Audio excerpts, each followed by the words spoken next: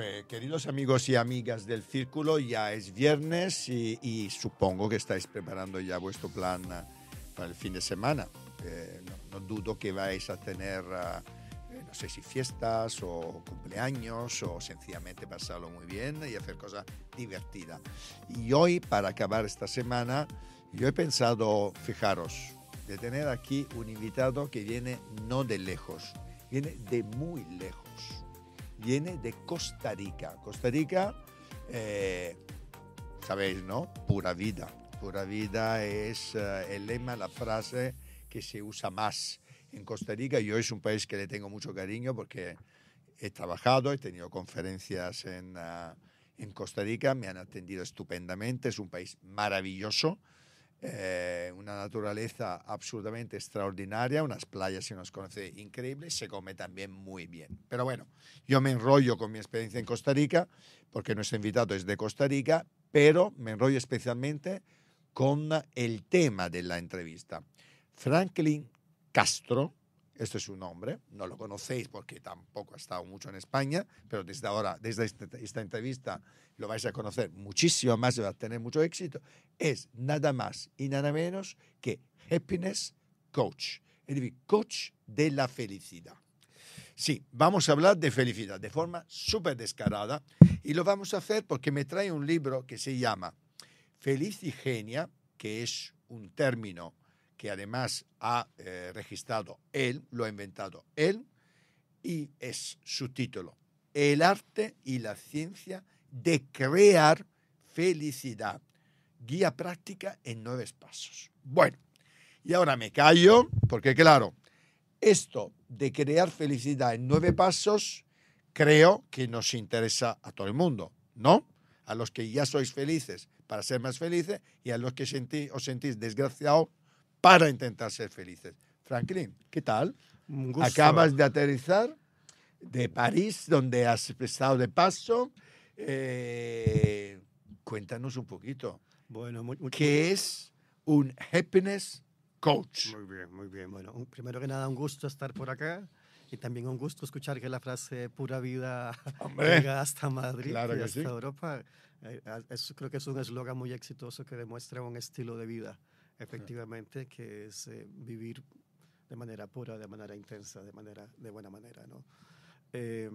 Happiness Coach, hay un grupo que estamos liderados por uno de los 5 psicólogos más conocidos en el mundo, de más relevancia en el mundo, que se llama Tal Ben-Shahar, y él tiene una academia para crear happiness coaches. O sea, te enrolas en la academia, estudias al ritmo que tú quieres, mínimo es 1 año, y luego empiezas a trabajar en el mundo de ayudar a las personas y a las organizaciones, porque también tiene que ver con bienestar laboral, a crear bienestar en sus vidas o en sus organizaciones. Yo vengo del mundo de tecnología, trabajé ahí durante 34 años, pero llevo 10 años en este mundo de bienestar y me ha gustado mucho más el mundo de bienestar. Y entonces, que no la informática y la tecnología. Que me sigue gustando mucho. Antes de esto trabajaba en analítica avanzada e inteligencia artificial. Me parece que es una cosa súper interesante. Y que está muy de moda. Que está muy de moda. Totalmente. Que tiene un efecto definitivamente en la sociedad. Pero dije, bueno, voy a enfocarme en el bienestar. Y por eso terminé escribiendo el libro que salió publicado el año pasado. Y me lleva ahora a trabajar en el mundo del bienestar personal y laboral. Primero, porque vamos por pasos. De acuerdo. Vamos por pasos. De acuerdo. ¿Qué es la felicidad para ti? Sí, tiene una connotación subjetiva. Y tu pregunta me parece buenísima porque es que es para ti, ¿verdad? Más que buscar una definición para mí, universal, técnica incluso de qué es felicidad. No existe, supongo, ¿no? Que no existe, y si existiera yo te diría, no te quedes con esa, busca una que sea muy tuya, ¿verdad? Entonces, ¿qué significa felicidad para ti? Al final de cuentas, en mi caso, significa construir situaciones, experiencias de vida que provoquen un bienestar en mi persona y en otras personas, de una manera muy resumida. Con este nuevo título nobiliario de Happiness Coach que mencionabas, a mí me hace tremendamente feliz, por darte un ejemplo, justamente eso, ¿no? Haber escrito un libro para ayudar a las personas a crear bienestar en sus vidas. Okay. Parto de la premisa de que la felicidad no se busca, sino que se crea, que es una premisa importante en lo que yo trato de inculcar a las personas. En hacer algo que conecte completamente con mi propósito de vida es lo que me da mucha felicidad y mucho bienestar. Okay. ¿Tienes la impresión que estamos en una sociedad feliz o infeliz? Estamos en los mejores tiempos de la historia. Okay. En múltiples a pesar de ángulos. Trump, a pesar de toda la situación geopolítica, a pesar de las guerras y todo, si vemos un poco la historia desde el punto de vista, no es un periodo malo. No es un periodo malo, estamos en muchísimos indicadores, en probablemente los mejores tiempos de la historia. Okay. La labor de algunas personas es convencernos de que eso no es correcto, porque la labor de algunas personas, ya diste algunos nombres, es provocar las crisis y expresarse como el salvador, el mesías de esas crisis. Entonces les sirve muchísimo que las personas sientan que están mal. Okay. Escribí un artículo recientemente que digo, si la crisis no existe, la inventan, la provocan, ¿no? Esa sensación de que no estamos bien y que hay una persona con calidades excepcionales que nos va a salvar. Entonces, por eso es que esa conexión es emocional entre este líder que puede todo versus nosotros que somos víctimas. Entonces, para contestarte, efectivamente estamos en un momento extraordinario de la historia humana, con una intención de algunas personas de convencernos que no. Lo curioso, lo triste, hablando de felicidad, lo triste es que estas formas de pensar nos llevan 200 años atrás, ¿verdad? En lugar de ser una evolución, es una involución. En lugar de significar que estamos creciendo como seres humanos, estamos provocando una evolución sin humanismo, sin humanidad. Y eso es un retroceso en 200 años. Okay. Entonces, la idea de bienestar, por eso es importante tener claro, yo trato de sostenerme en lo que se llama la ciencia del bienestar, no solamente en opiniones que pueden ser positivas y atractivas, pero que al final de cuentas no tienen un sustento. Por eso es importante informarnos y educarnos sobre qué es lo que produce realmente bienestar, para contrarrestar ese efecto de que estamos en un momento terrible de la historia. Mucha gente tiene un concepto erróneo de la felicidad, porque piensa que ser feliz es que no tienes problemas, o sea, la ausencia total de problemas, ¿verdad? Claro. Y le llama la atención cuando decimos alguno, yo lo digo bastantes veces, que estoy feliz, o que soy feliz, o lo que sea, ¿no? Porque a muchas personas le cuesta entender que al final ser felices no es que no tienes problema, porque todos tenemos. Y otros, en cambio, lo relacionan directamente con temas materiales como el dinero, el poder, la fama, etc. ¿Por qué hay tantos conceptos erróneos de la felicidad? Sí, básicamente, efectivamente, es porque hemos partido de definiciones equivocadas. O sea, el término de bienestar también ha tenido una evolución, ¿verdad? Durante muchísimo tiempo confundíamos el placer con bienestar, ¿verdad? El placer de cualquier forma, incluso el placer material que acabas de mencionar, adquirir posesiones materiales, la fama, el éxito. Pensábamos que eso nos iba a hacer felices. No estoy diciendo que no nos haga felices. O sea, es importante tener placer en la vida, sin lugar a dudas. Pero Sonia Lubomirsky, por ejemplo, tiene una serie de estudios sobre lo que significa eso, y hemos descubierto que esos elementos que creemos que nos hacen felices, que nos hacen muy felices durante mucho tiempo, en realidad nos hacen poco felices durante poco tiempo.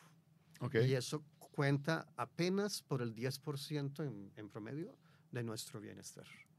El 50% es genético.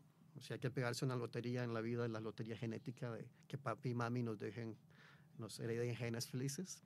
Pero el otro 40%, que es donde está realmente lo que podemos, la ciencia del bienestar, es las cosas, las actividades, las experiencias que podemos tener todos los días que nosotros mismos creamos. Entonces, le hemos apostado durante mucho tiempo a la línea equivocada, en lugar de apostarle a lo que sí es relevante en el tema de bienestar.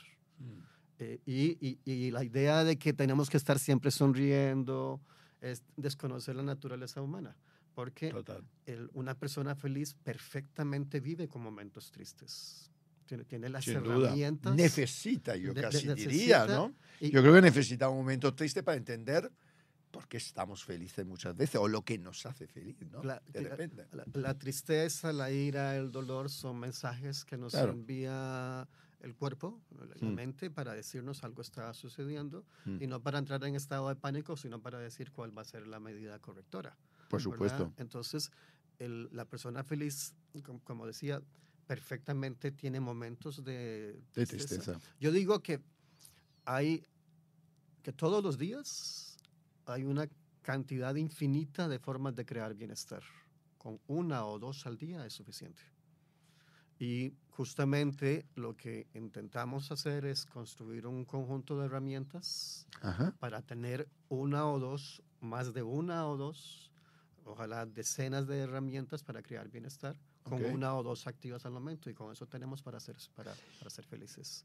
En este libro hablas de los 9 pasos para ser feliz, para crear felicidad. Sí. ¿Puedes enunciarnos cuáles son estos nuevos pasos? La primera parte del libro es bastante creativa, diría yo, porque está basado en indagación apreciativa. Indagación apreciativa es una técnica que lo que hace es identificar lo que funciona en nuestras vidas. ¿Verdad? En lugar de pensar que está mal y que puedo mejorar, aquí es potenciar lo que está bien. Eso se aplica en personas, se aplica en organizaciones, y entonces en lugar de, ¿por qué esto salió mal en una organización, por ejemplo?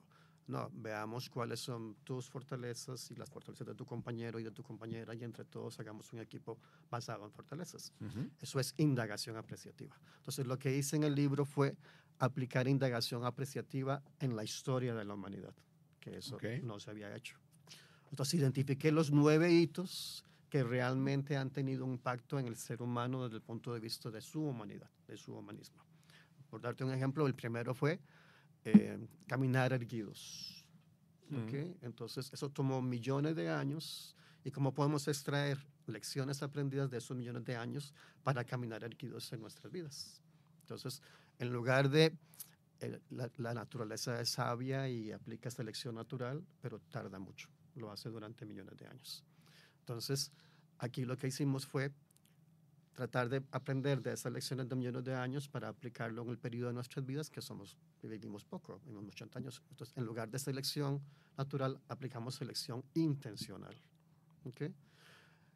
Haciendo analogía entre esos 9 hitos, fue que nació el método de Felicigenia, que es cómo crear en nuestro periodo de tiempo, en esos 80 años, bienestar. Arrancamos por el quién, porque arrancamos de la identidad. Tus herramientas para crear bienestar son diferentes a las mías, entonces la identidad personal es importante. Ese es el primer paso. Luego pasamos al para qué, diría Simon Sinek, ¿verdad? Que tenemos que tener muy claro el why, diría él, que tiene que ver con el legado, el propósito y quién queremos ser en la vida. Ahí hay 3 elementos que giran alrededor del para qué. Luego viene el qué, que son las metas y objetivos de la vida, que todo va en secuencia, ¿verdad? Desde la identidad personal, pasando el propósito o los propósitos, que es como deberíamos hablar, a las metas. Y por último, terminamos en el cómo, en la acción. Cualquier discurso de bienestar que no te lleve a la acción está incompleto, porque sería un discurso... No te sirve para nada. Sirve para muy poquito, ¿verdad? Y si no lo llevas a una acción que no tiene que ser, puede ser, pero no tiene que ser algo magnánimo en la vida, la paz del mundo y todo eso, pero sino llevarlo en el día a día, como ser mejor profesional, como ser un mejor padre, como ser un mejor hijo, como ser una mejor persona, de poquito en poquito. Entonces, los últimos 3 pasos tienen que ver con el cómo y te llevan justamente a la acción. La última parte del libro tiene justamente eso. Es un libro de trabajo donde tú defines para todo este camino que he recorrido cada uno de esos pasos. Okay. Entonces terminas con un plan de vida de tu puño y letra. Tú mismo lo construiste. Que entiendo, para mí esta es una de las claves, ¿no? Porque yo creo que uno de los grandes defectos de nuestra sociedad, que depende también del hecho que es una sociedad capitalista, Total. evidentemente es que muchas veces buscamos la receta de éxito y de felicidad en los demás, en lo que hace feliz o que hace exitoso. Por cierto, yo una de las cosas que utilizo mucho en mis conferencias es que felicidad y éxito son lo mismo, porque pensar que eres exitoso solo porque tiene pasta, dinero o fama es una estupidez monumental. Total. Hay muchísima gente que es infeliz a pesar de ser rica, por ejemplo, Claro, o ser famosa famoso, o claro. tener mucho poder, ¿no? Claro. Yo creo que esta es una de las cosas importantes. Es decir, que lo que tenemos que hacer, y creo que en este libro tú lo dices muy claramente, es que tenemos que buscar la felicidad por nosotros mismos. Claro. Que nuestra felicidad no tiene nada que ver con la tuya o de otra persona o de tu marido, tu mujer o de lo que sea, ¿no? Claro. Y dime una cosa, en cambio, ¿a ti qué te hace infeliz?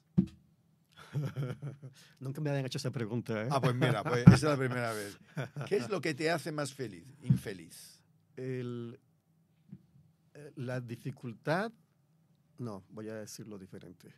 La facilidad con que las personas asumen infelicidad. Como coach, ¿Sí? me provoca eso. La facilidad con que nos llevan, ahora que hablábamos de esto, ¿no? La facilidad con que nos llevan a un terreno donde no tiene sentido lo que están diciendo algunas personas, políticos, líderes. Es decir, cómo nos manipulan, en un cierto sentido. Es manipulación emocional totalmente, claro. ¿verdad? Que no tiene mucha sustancia. Entonces, hemos llegado a un momento de mucha heurística. ¿Qué quiere decir? Que tenemos atajos mentales que nos impiden pensar claramente las cosas y tomamos una premisa y concluimos una cosa que no tiene absolutamente ningún sentido. Okay. Pero ¿cómo luchamos contra esta? ¿Hay algún tipo de vacuna contra esto? Hay lo que aparece en la segunda sección del libro. Parece que lo he leído y no lo he leído. Parece que lo has leído y completo no lo he leído. Y el orden de tus preguntas se acumula perfecto al libro. Te agradezco mucho sin haberlo leído. Espero que lo leas. Sí, creo que lo voy a leer inmediatamente porque, hombre, yo me considero relativamente feliz. Sí, no estoy mal, pero desde luego me lo voy a leer inmediatamente para ser completamente feliz. Muy bien, me encanta eso.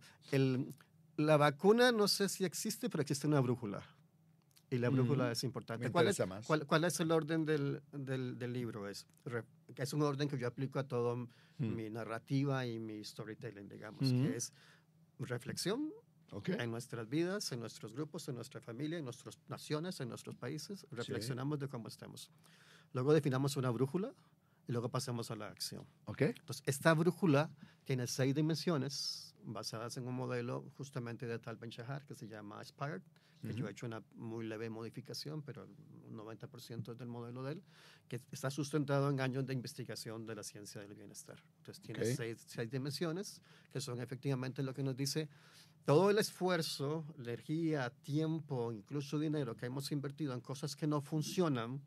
Tenemos que aprender de eso. Vamos ahora a redirigirlo por medio de la brújula a cosas que sí funcionan en el bienestar. Cuando me preguntabas qué me hace feliz, ver eso, que también me ha pasado a mí, a todos nos ha pasado, ¿verdad? Invertir en algunos momentos en experiencias de vida que no funcionan. Entonces ahora aprendemos a canalizarlas diferentes. Y dime una cosa, ¿de qué depende? A veces viajando, tú viajas mucho, me gusta se puede tener la impresión, que no sé si es correcta, por esto te hago la pregunta, que algunas sociedades, algunos países o algunos pueblos son más felices que otros. Por ejemplo, Costa Rica, que de dónde viene tú, además pura vida.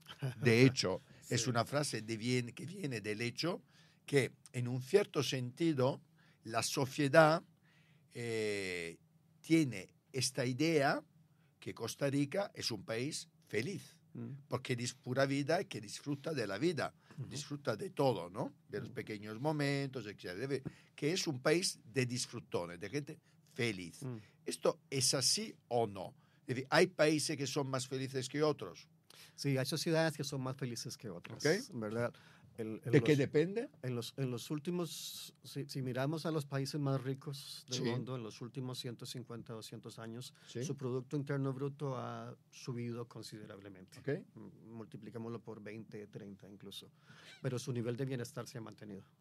O sea, el progreso financiero y económico no ha significado un incremento en bienestar. Muy bien, es un buen punto. Entonces, y si lo ves también en los países, algunos de los países más felices del mundo no son países ricos, son países pobres, o yo le digo de segundo mundo, como Costa Rica. Por ejemplo. ¿A dónde está la diferencia?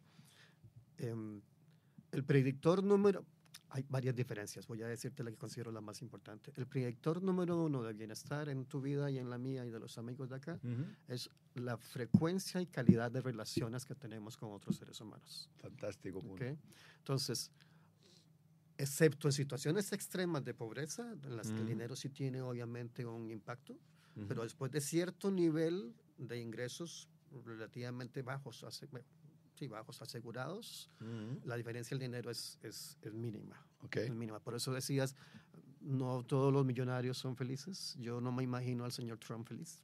No. ¿Verdad? Hombre, no. No me imagino a otro. El peor desgraciado del mundo. Y el hijo de Elon Musk me parece ya un pringao monumental, pobrecillo. Vamos. Bueno, ni tengo que reiterarte. No quería estar en su piel. Yo no considero que sean personas felices y tienen todo lo que materialmente y financieramente podríamos tener. Sin duda. Entonces, para volver a la pregunta, ¿qué es lo que marca la diferencia?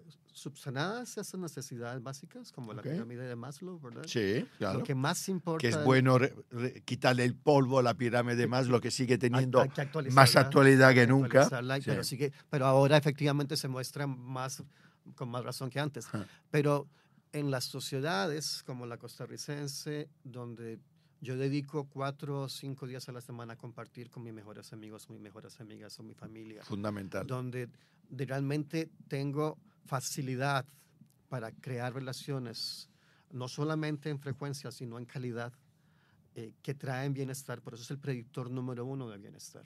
Entonces, si estamos en países desarrollados desde el punto de vista del bienestar económico, donde el suicidio aumenta, donde la soledad se convierte en un nuevo cáncer, donde pasar muchísimo tiempo solo, donde no tengo ni siquiera amigos en el trabajo. Se sabe que las personas que mejor trabajan son los que tienen un mejor amigo o una mejor amiga en el trabajo. Si vos vas a trabajar con el objetivo de que trabajo de 8 a 5, de 9 a 6, no sé, a hacer tu trabajo de manera independiente sin relación social con tus compañeros, eso no produce bienestar. Si tenés una relación social sólida con tus compañeros, ahí sí hay un efecto importante. Entonces, ¿qué es lo que hace la diferencia? Principalmente esa capacidad para tener relaciones sanas y fuertes, que son las que provocan tu bienestar. Y eso no depende de que tengas dinero o no tengas dinero. Por esto probablemente las sociedades como la costarricense o también la española. También la española. La española son sociedades que en estos rankings del que hablas casi siempre están en los primeros puestos del ranking, ¿no? Sin embargo, antes hemos hablado de Escandinavia, de tu congreso en Finlandia, sí. en el Ártico, que vas a tener.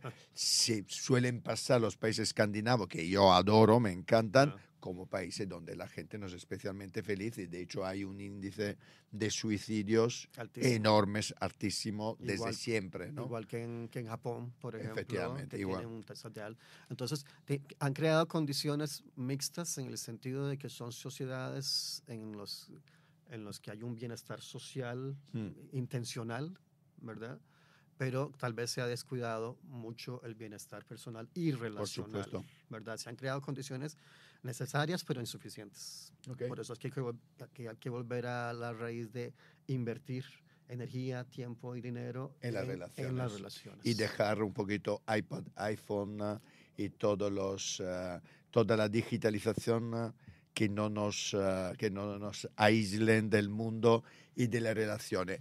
Y dime una cosa, en esta importancia de relaciones, ¿qué importancia tiene el sexo para la felicidad? El sexo puede estar, sí, como te decía, hay que tomar en cuenta las situaciones que nos dan placer y las situaciones que nos dan sentido en la vida. Okay.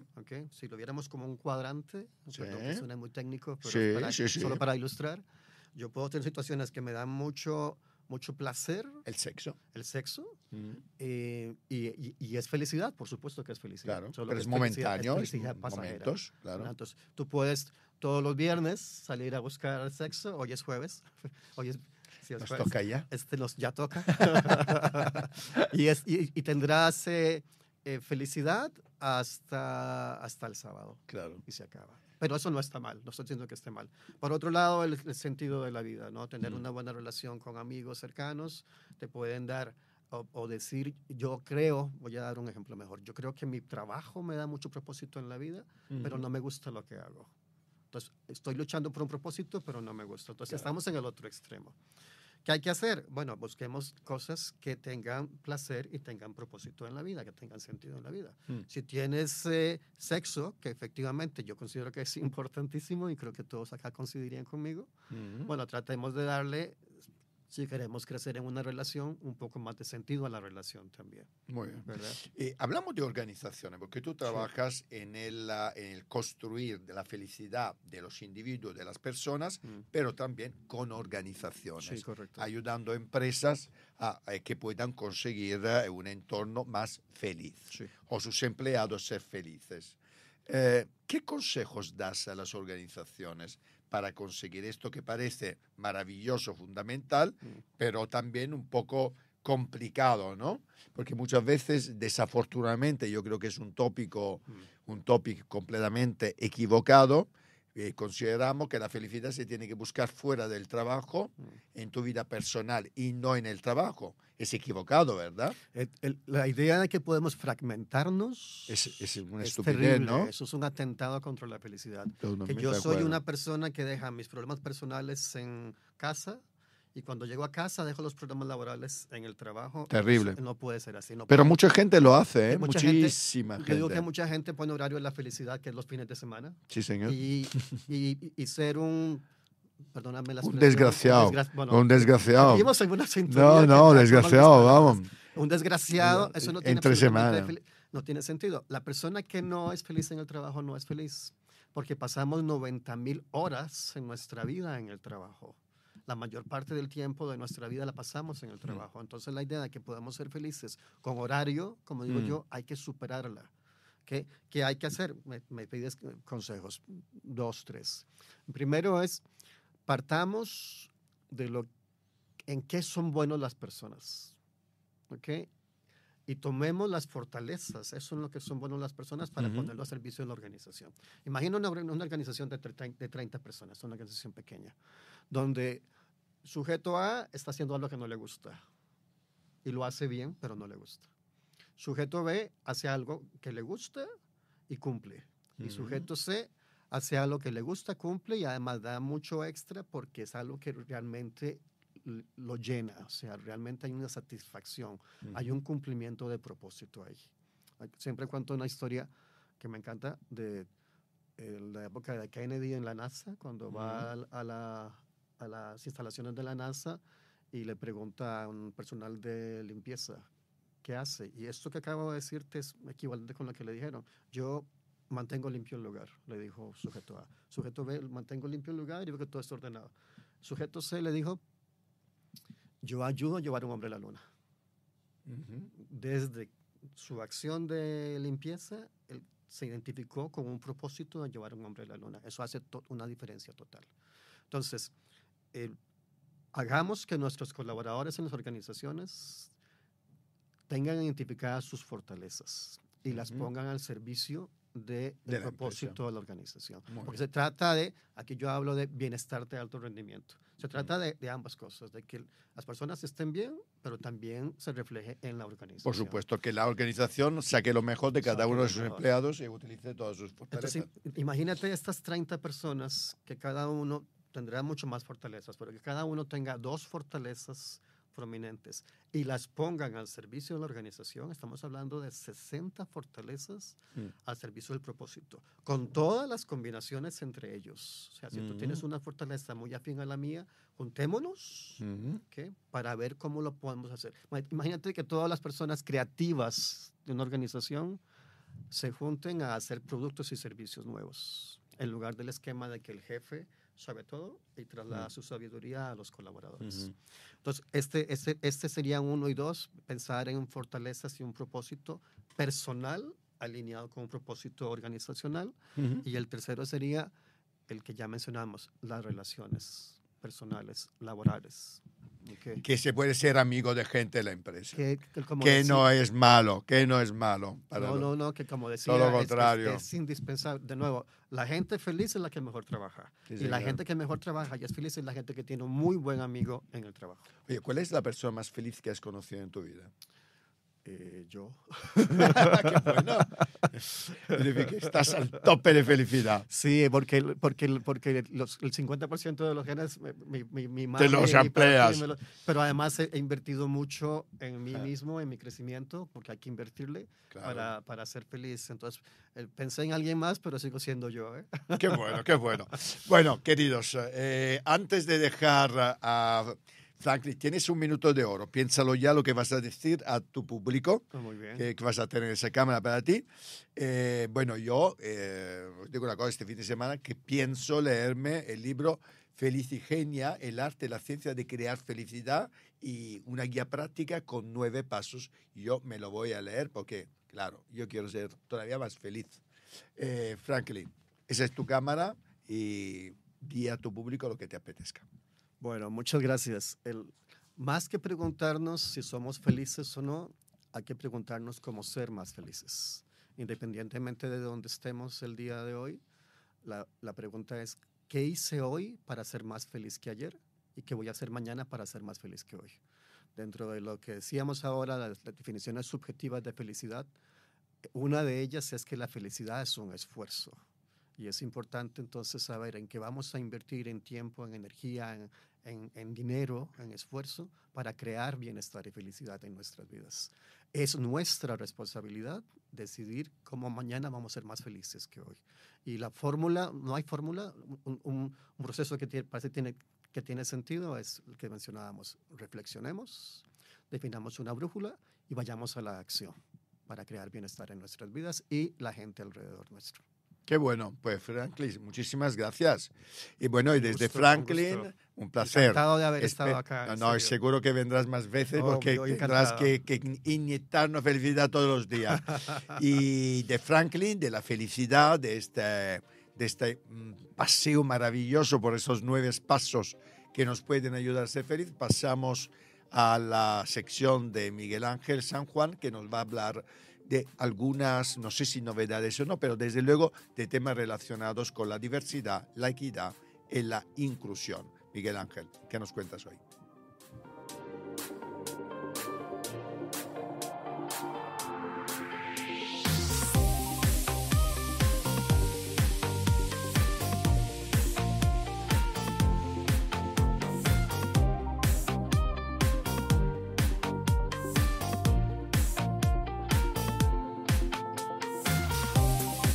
Bienvenidos una semana más a la sección de diversidad del Círculo Independiente.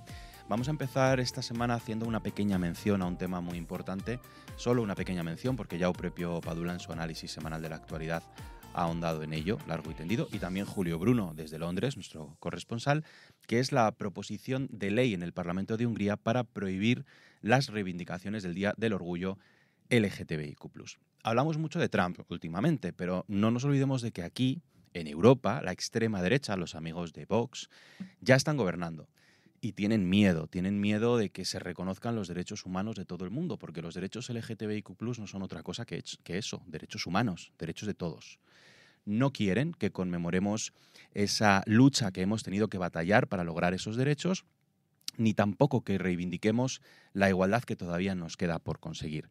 Nos quieren acallar, nos quieren perseguir e imponer una moral adecuada, literalmente, adecuada lógicamente para ellos, para su modo retrógrado y excluyente de entender el mundo. Pero la sociedad ya no es como ellos querrían. El avance de derechos ha sido enorme en las últimas décadas a costa de muchas vidas y de mucho sufrimiento y, por tanto, reman contracorriente. Por mucho que desde países tan poderosos, efectivamente, como Estados Unidos, les den cierto aliento, cierto aire. Pero no nos callaremos y no dejaremos que nos pasen por encima, ya no. Y en otro orden de cosas, vamos a hablar del Festival de Cine de Málaga. Ya sabéis que Entre el 14 y el 23 de marzo se está celebrando la 28ª edición de este festival, que es uno de los más importantes no solo de España, sino del mundo a nivel global en habla hispana. Y el pasado lunes, en este marco, la Asociación de Cine de Andalucía ha organizado una mesa redonda sobre la diversidad y la inclusión en los repartos de cine, donde directores y guionistas han analizado la situación actual de la industria en este sentido. Se han puesto sobre la mesa cuestiones como, por ejemplo, si se cuentan o no historias de mujeres de más de 50 años, historias de personas LGTBIQ+, de personas migrantes, de otras razas, con diferentes acentos, y en caso de que se cuenten, cómo se cuentan, bajo qué estereotipos. Y se ha evidenciado que existen aún muchos sesgos inconscientes, a veces conscientes también diría yo, a la hora de escribir los papeles, algo que se debe hacer con responsabilidad social y cuando sea necesario con el asesoramiento de expertos. No podemos contar, por ejemplo, la historia de la realidad de las personas trans o de las personas con una discapacidad intelectual o de los migrantes sin contar con ellos o con personas que entienden, que comprenden estos temas y su realidad. El casting, por supuesto, en las películas y en las series es clave, aunque también en esta mesa redonda se aludía a que el proyecto les llega ya a los directores de casting prácticamente hecho, con los personajes muy bien definidos, por lo tanto, ese trabajo de favorecer la inclusión debe hacerse desde antes de llegar al casting, desde el origen de la historia que se quiere contar. No basta con las cuotas, no basta con la paridad que se persigue en cuanto a la diversidad de personajes, sino que debe haber un cambio cultural, un cambio de mentalidad en la industria del cine y en tantos otros ámbitos de nuestra cultura y de nuestra sociedad para que sea cada vez más inclusiva y un fiel reflejo de nuestra realidad, de la realidad de todos, no solo de algunos, sino de todos. Ojalá calen estos mensajes entre los profesionales del cine y las artes escénicas. Muchas gracias por estar ahí una semana más y nos vemos si queréis la semana que viene.